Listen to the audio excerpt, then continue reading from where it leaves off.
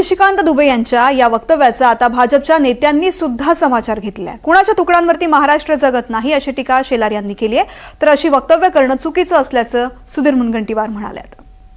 ज्या मराठी माणसाने या जगातला पहिला सिनेमा केला, ज्या मराठी माणसाचा किंवा एका अर्थाने आमच्या छत्रपतींनी जगातलं पहिलं या देशातलं पहिलं आरमार निर्माण केलं, त्या मराठी माणसाच्या कर्तबगारीवर आणि त्याने दिलेल्या योगदानावर कोणीही प्रश्न विचारू नये। त्या सन्मानाने खासदार किंवा त्या खासदारांनी बिलकुल विचारू नये आणि त्यांना जीडीपीत मराठी माणसाचं योगदान काय हे माहीत नसेल तर त्यांना आम्ही ती पाठवायची व्यवस्था सुद्धा करू।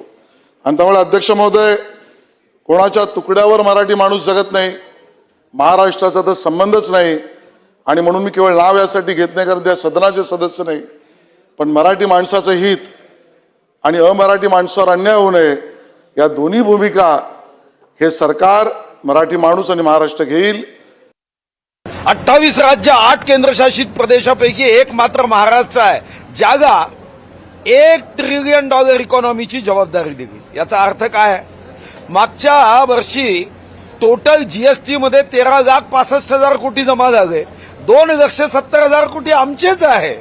आणि म्हणून आता सभागृहात राज्याचे लोकप्रिय सांस्कृतिक मंत्री सन्माननीय आशिष शेलारांनी सरकारची भूमिका स्पष्ट केली की महाराष्ट्राबद्दल असं अवमानजनक शब्द वापरण्याची कोणालाही अधिकार नाही।